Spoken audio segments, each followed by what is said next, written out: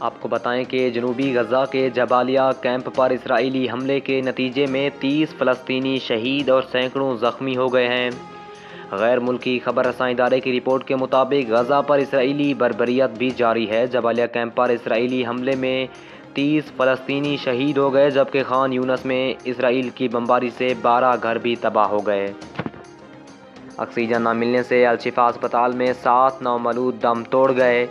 Report کے مطابق الشفا اسپتال میں 189 شہیدوں کی اجتماعی تدفین کر دی گئی ہے، جبکہ غزہ میں شہادتوں کی تعداد 11,200 سے بھی تجاوز کر گئی۔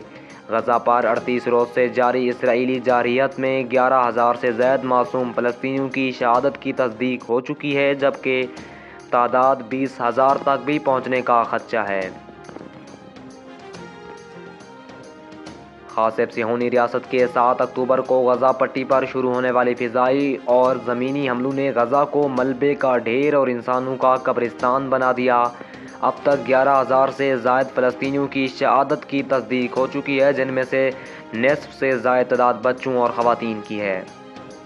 رپورٹ کے مطابق شمالی غزہ کے تمام اسپتالوں پر غاصب اسرائیلی فوج کا قبضہ ہو چکا ہے۔ اسپتالوں میں علاج کی سہولتیں ختم ہونے کے باعث زندگیاں بچانے کا عمل رک گیا ہے۔ مریض اور زخمی بے یار و مددگار ہیں۔ ہر گھنٹے نومولود اور مریض انتقال کر رہے ہیں۔